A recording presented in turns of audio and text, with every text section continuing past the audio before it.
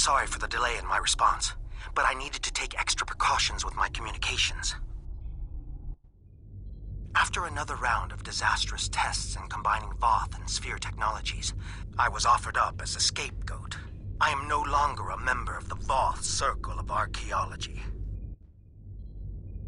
But I've been doing this for so long, it's hard to stop keeping an eye on my former colleagues' experiments. Now my curiosity is tinged with a hint of fear. Their findings may be corrupted. When it was discovered that the Omega particles generated by this structure were sent to collection sites in the outer shell, the first thought was to blindly jumpstart this process, rather than to methodically determine its purpose. I'm afraid our leaders are so entranced by the perceived benefits of this advanced technology, they are willing to forego common-sense safety measures. Luckily, there are a few of us left who make safe and sane actions our primary objective. And luckier still, there are enough of your ships and soldiers causing problems inside our defensive lines that my actions are blamed on you. I'm not alone in this opinion. Our superiors are pushing hard to unlock this technology. There's a perceived lack of progress, and they are trying to make up for lost time. I'm sure you understand gravity as it applies to physics. But it also has a social component. When our leadership feels pressure, it is quickly felt by those below them.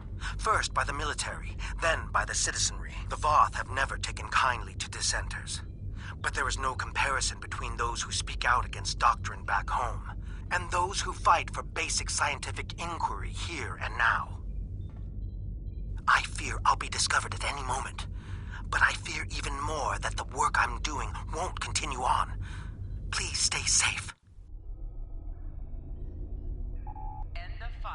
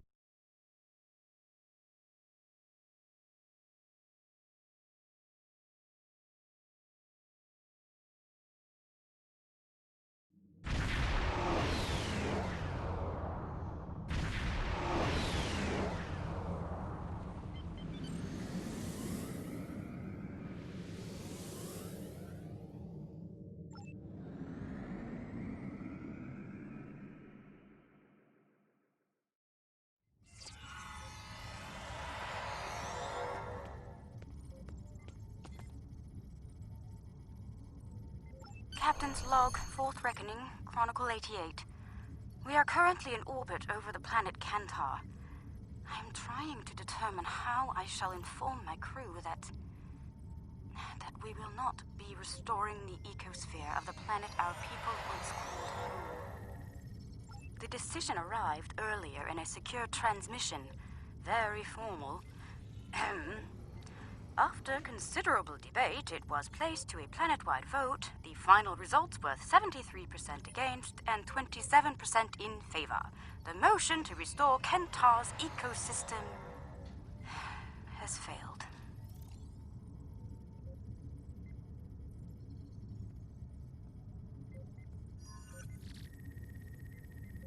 Some wounds, as the humans say, never heal.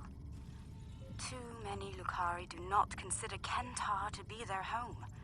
They see it as a reminder of a time we lost our way as a people. A time they never wish to see again. Kentar is a cautionary tale. Many in the crew will be disappointed, myself among them. Perhaps someday we will have the chance to undo the damage here. But not this day.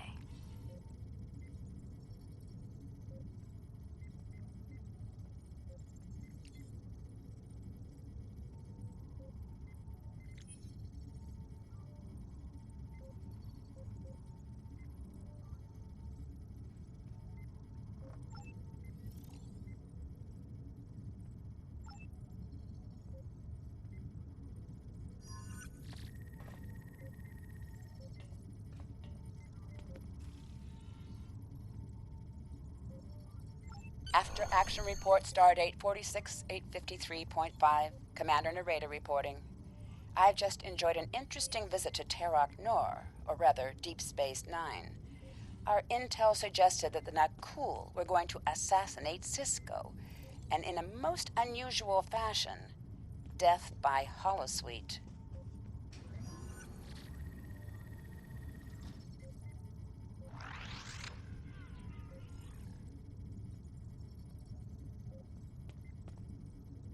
I managed to gain access to the station's holosuite network, but I saw no signs of tampering or any scheduled appointments for Benjamin Sisko. Jake Sisko, on the other hand, was in a session. I hacked the suite and stopped a holographic baseball pitcher from throwing a 300-mile-an-hour fastball into Sisko the Younger's skull.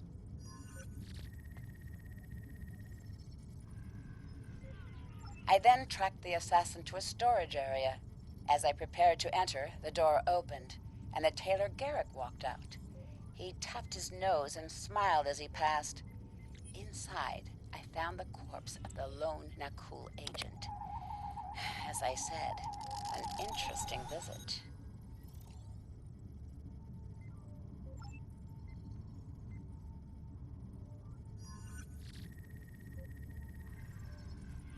Personal log, Admiral Lita. I get the sense that our time-traveling visitors are not giving us the best of their technology. They won't give us weapons that are advanced enough to be a threat to them. I suppose it doesn't really matter. This technology is more than enough to guarantee that the fleet will remain under my control. We finished installing temporal shielding. In addition to protecting us against a wider range of weapons, this will insulate us from changes in the timeline. When we go back to wipe out the Iconians, the shields will guarantee that we will remember everything after we return. Naturally, any captain I suspect of disloyalty is going to experience a slight variance in their shield harmonics. Wiped from the timeline. Oops! And nobody will ever remember their treachery.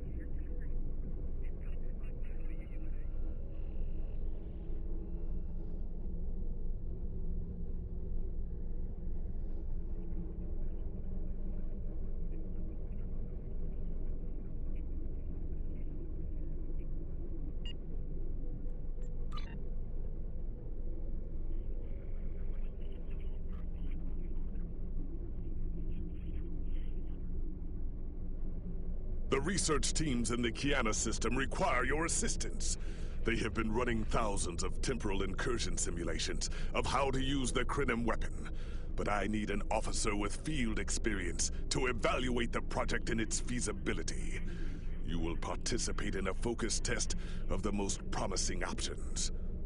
A blade cuts both ways. We must be sure that what this weapon can do to the Iconians does not cause greater harm to us.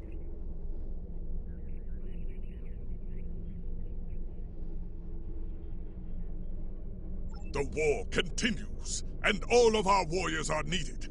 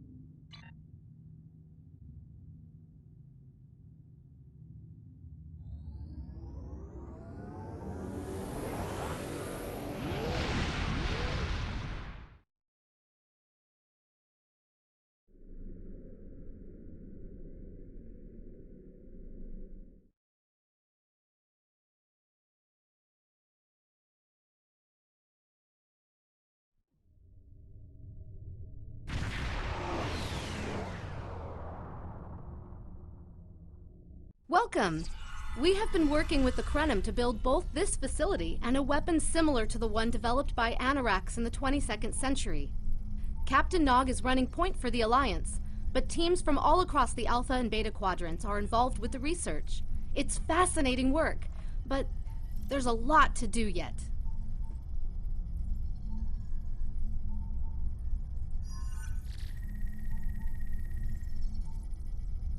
Captain Nog might be able to explain more. He's waiting for you.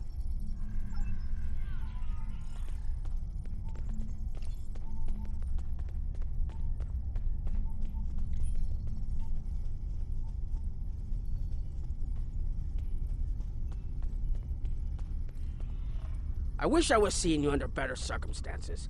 We've managed to make a prototype of the Krenim weapon in Anarax's records, but we have not attempted to use it yet. Time isn't something you mess around with, so we have been conducting simulations here of possible incursions, as well as developing new ways to protect and store data on various timelines. We've tried a different number of scenarios, but only in the holodeck. Direct action against the Iconians is proving to be problematic, because so much time has passed since they were first a great power. Incursions that far back in time must be carefully planned, or the fallout of even minor changes can ripple across reality. We have, however, seen some promise in trying to delay their arrival.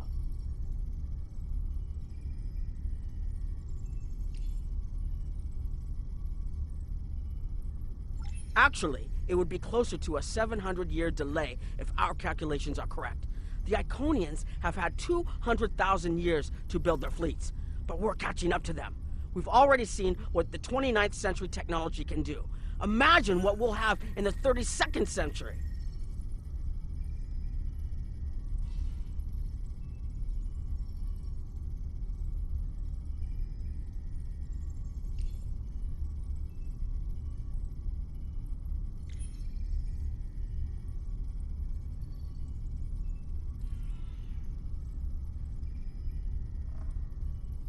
Exactly. The other potential solution is to cut into the current power base. What if the Iconians never allied with the Alachi or the Solanae? We wouldn't be facing the trouble we do now.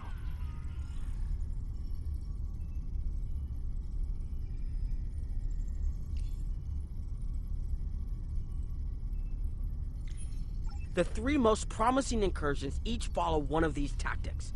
My teams have been running simulations and refining their targets, but I'd like you to assist them using a special quantum recursive algorithm. Our simulators can run the outcome of a possible incursion on the holodeck. Interacting with that simulation will give us more data than just crunching the numbers. We need to really interact with it to see what reality would look like, and for that, I need someone like you with field experience.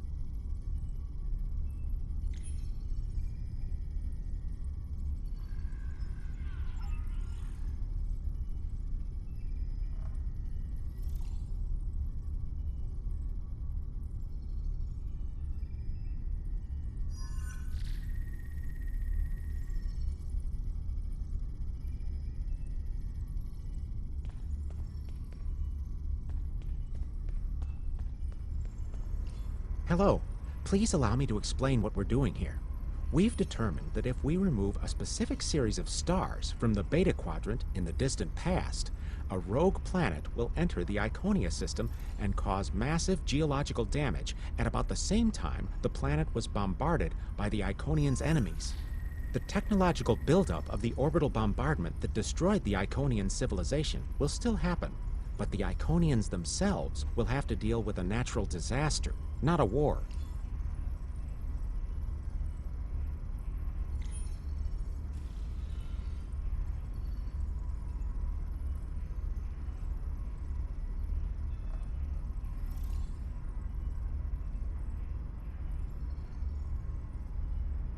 Maybe the survivors of a natural disaster, if there are any, won't be so vengeful, and none of the stars we will remove have planets with the possibility of developing life. The overall effect on the galaxy is minimal. It's a painful path, but it could be the one that leads to peace. The number of stars we will have to remove is a concern, which is why we're trying this in a simulation first. But as Captain Nog said, these simulations aren't perfect, so we have devised a holodeck program that will expand and extrapolate on possible effects of the temporal incursion. It's the best option we have available to us. The holodeck's algorithms have been updated to change and adapt to the data created by the simulated timeline alteration. This is not your average holo novel.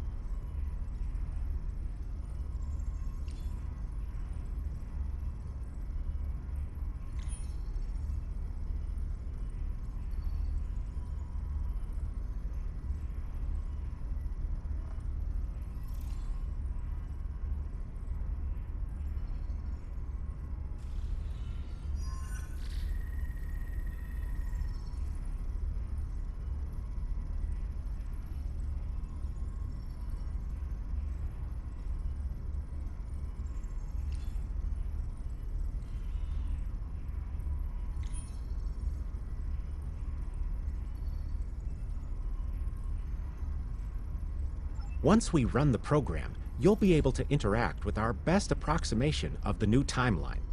Interaction with the holodeck components will allow the program to generate a more in-depth solution and give us a better idea of what to expect. We have set this simulation on a Federation starship patrolling the Sol system, and you are the captain. If all goes as planned, we expect that almost everything in the system should be close to current reality.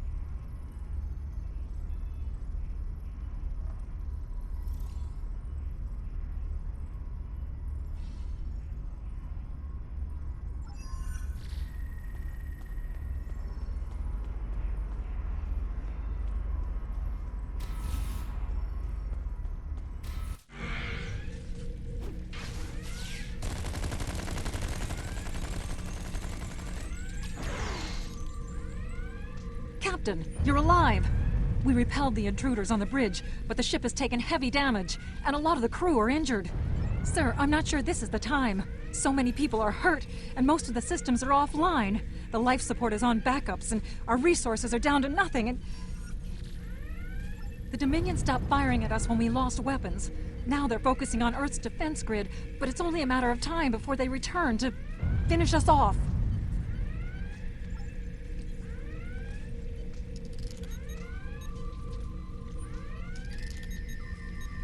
Sir, I tried to fight them off, but the boarding parties, the Jem'Hadar, we have to stop the Dominion. They can't take Earth too.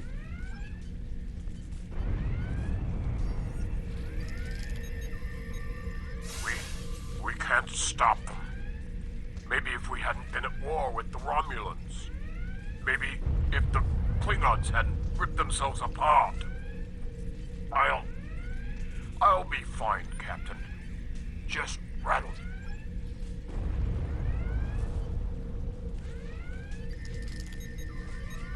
I never expected they would get so far into our defenses. I'm sorry, Captain. I just need a moment. Then I'll be ready to fight. Incoming hail!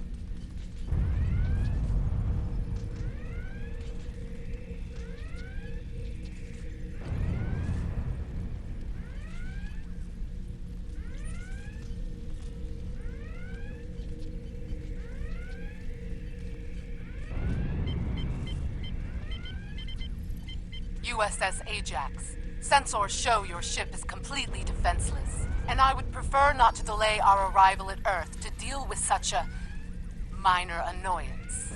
Surrender now, and I will guarantee the safety of your crew.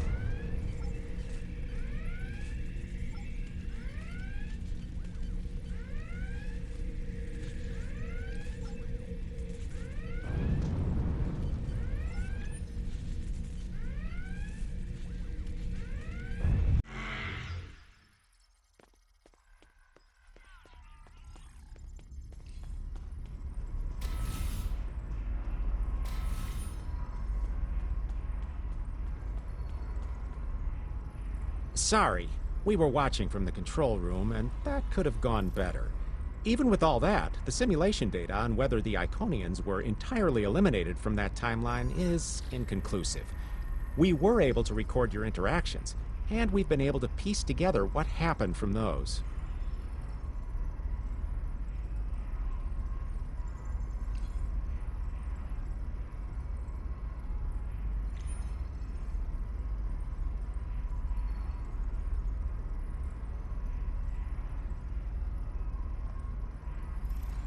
From what we can piece together, the Klingon Empire was never unified by its conflicts against outsiders, and the great houses turned on one another instead. The Romulans took the chaos as an opportunity to attack. The Federation stepped in to help the Klingons, and the war between the three factions basically ripped the quadrant apart. The Dominion then conquered all three weakened powers. Agreed. My team will continue working on other possible incursion scenarios.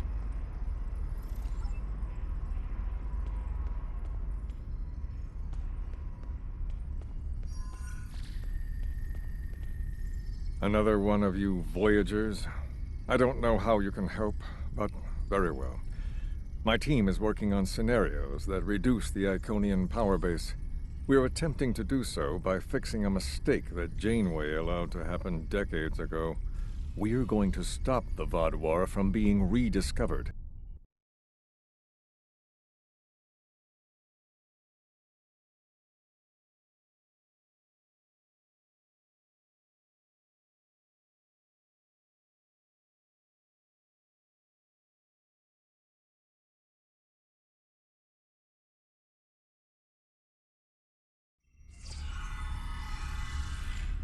Another one of you Voyagers?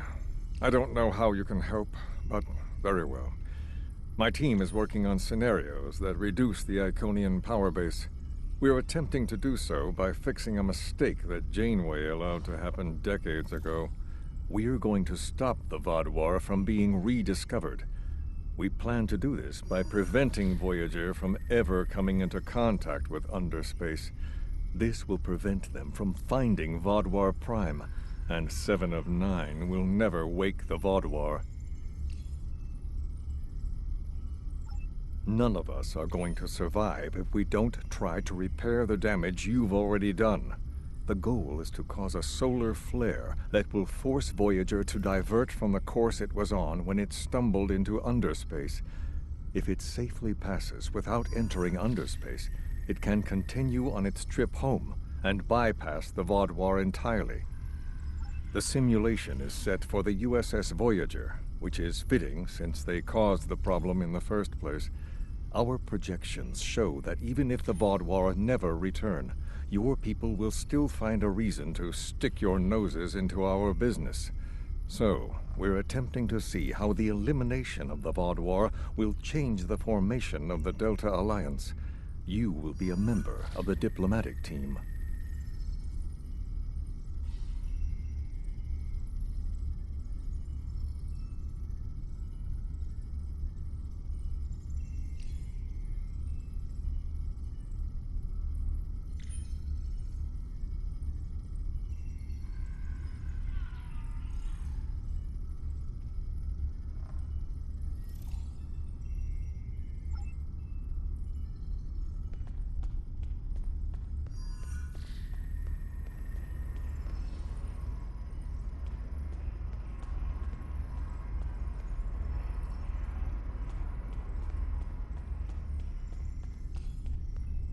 Don't mind Noi.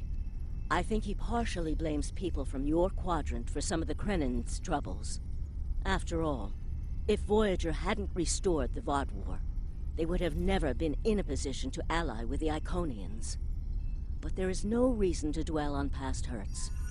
We're trying to fix what we can here, and then learn to accept the rest. Noi funnels that passion to help his people into his work.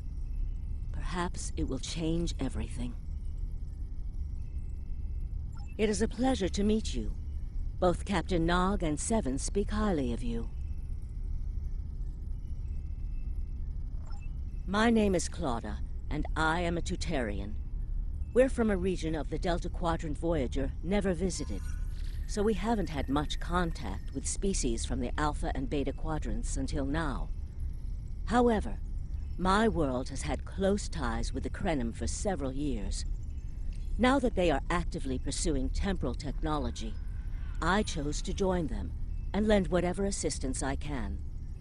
I miss my home, but I've made a new one here. Meeting Noi has opened me up to a world beyond my own.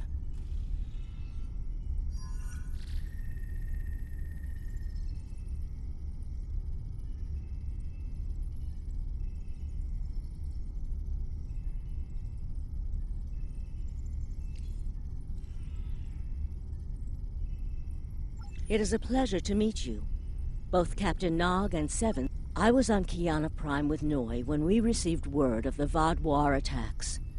We had only hours to get the temporal equipment running and remove the population from the time stream. Since then, the focus of my work has been developing more stable data storage. We can see into other timelines, but we need a way to secure the data through temporal shifts, so we can preserve information about incursions and their effects. In the case of a catastrophic shift, that data could be used as a map to restore the timeline.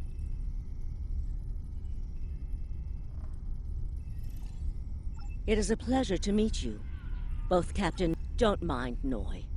I think he partially blames people from your quadrant for some of the Krenin's troubles.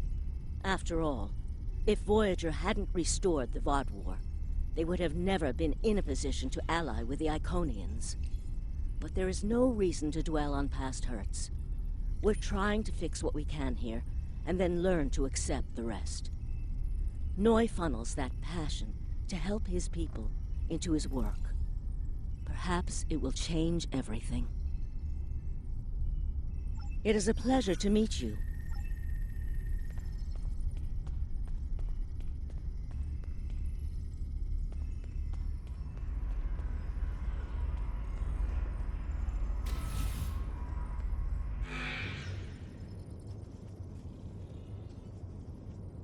This is an absolute disaster. I had thought that Admiral Tuvok was being pessimistic about the chance for success here, but now I think he was right. No, it's not. The hierarchy started setting these people against one another before Admiral Tuvok and his team could start to pull them together. The very fact that they all agreed to be in the same room is a minor miracle. Eventually, between Vulcan logic, Klingon tenacity, and Romulan pragmatism, we'll convince everyone here that the threat is real, and an alliance is in their best interest. But it won't be easy. Now, if you'll excuse me, I see I have another argument to break up.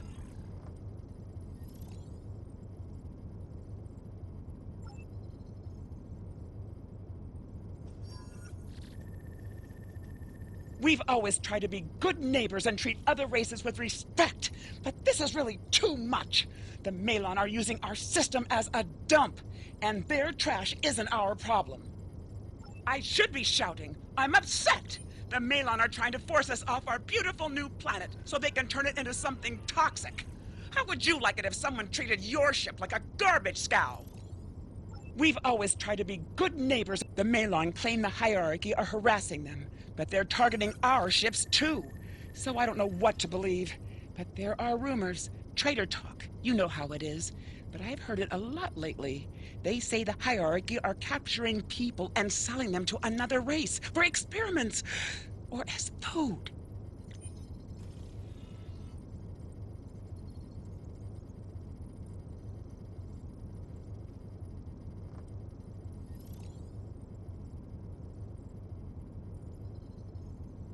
We've always tried to be good neighbors and treat other races with respect. The Malon might not be the biggest threat, but they are the most immediate. Wait until they start dumping their trash in your front yard and see how you like it.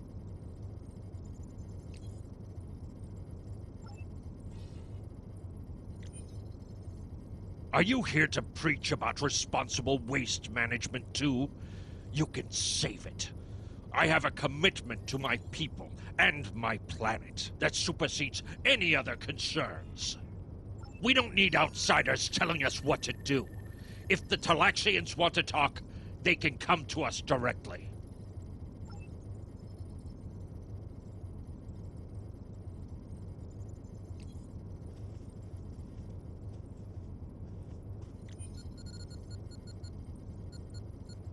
The Malon have resisted attempts to accept less hazardous waste management practices and continue dumping waste throughout the quadrant. The most at-risk populations are the Talaxians, who have a new colony close to Malon dumping grounds. The Malon have moved into Talaxian space to avoid hierarchy attacks. Diplomatic relations between the Malon and Talaxians are rapidly deteriorating. The Malon have accused the Talaxians of working with the hierarchy, a charge the Talaxians strenuously deny. The Benthans could possibly pressure the Malon to return to the negotiation table.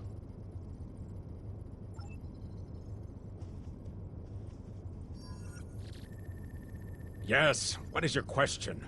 I am rather busy.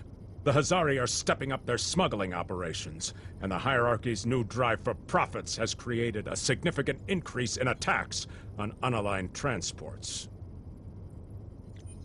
We have enough to do at the moment without getting into a dispute that doesn't concern us.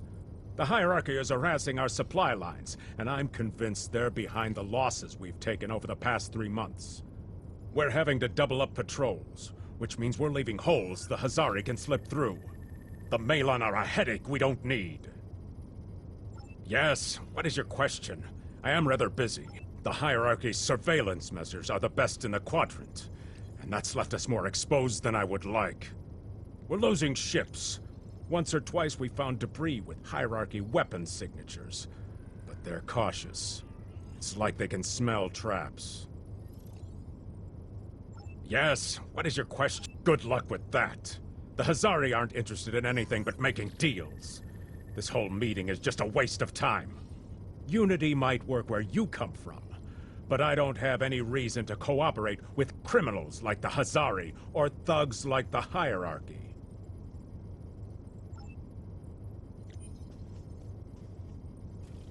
What do you want? Did the Benthans make you one of their little deputies? Or was it the Malon? Before everyone broke ties with the hierarchy, they told us what people say about us. Mercenaries. Honorless. Ha! They all deny it, but we know. Now we look out for ourselves. No. We need to make a living, same as the rest of you. If the Benthans would take out the hierarchy on our borders, we wouldn't be forced to move into Benthan space. But no, they won't do that. They don't think mercenaries rate protection. What do you want? Did the Benthans make troublemakers? They make our jobs harder and easier.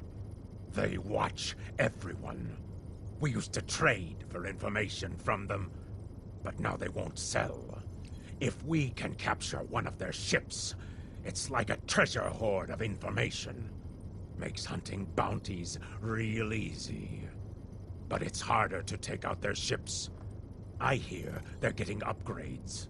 And it's not just their ships. Stories going around about one captain whose arm was ripped off by a hierarchy commander. Used to be they'd run from fights. Now they start them. What do you want? Did the Benthans make you one of their little Fine. Run back to the Benthans. I'll be here if you want to talk business. Unraveling this mess could take months, years.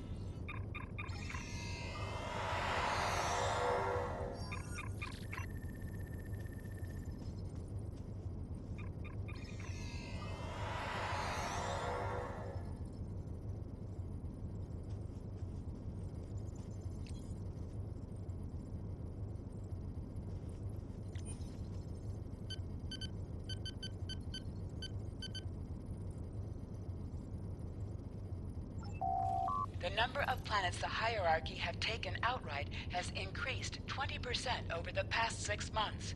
A push for higher profits has prompted steady growth of hierarchy territory. Reports of abductions in areas near Hierarchy Space have increased by 77.2%. However, this data has not been confirmed by outside sources because few Delta Quadrant species are willing to share information with the Federation. Further investigation is needed. Ambassador's log, stardate 87234.5. Our allies in the Kiana system have been invaded by hierarchy forces. The Kiana colony is a small farming community with no strategic value, so the attack simply doesn't make sense. According to one survivor we managed to find, the hierarchy were working with the Ilachi. The Ilachi took captives to an unknown location